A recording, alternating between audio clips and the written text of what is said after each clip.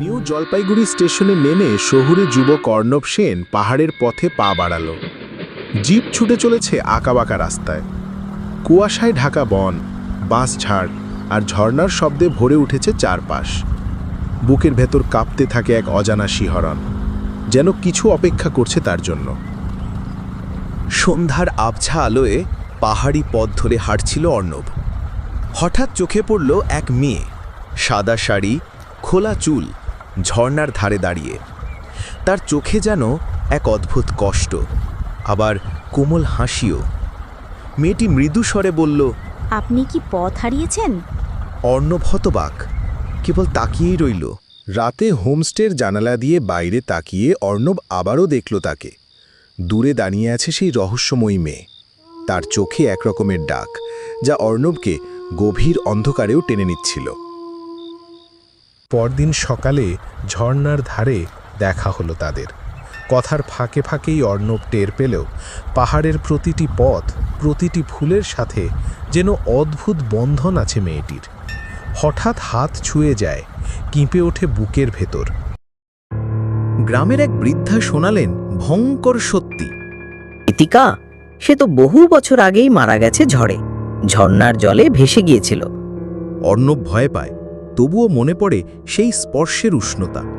এত জীবন্ত, এত বাস্তব। চাঁদের আলোয় পাহাড়ি রাত, পাইন গাছের ছায়ায় পাশাপাশি বসে অর্ণব আর ঋতিকা।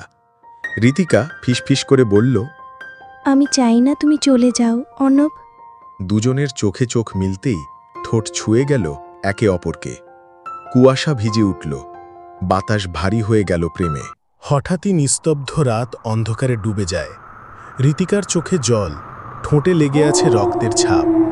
সে কাঁপতে কাঁপতে বলল, আমি তোমার হব না অর্ণব, আমি বাঁধাই পাহাড়ে।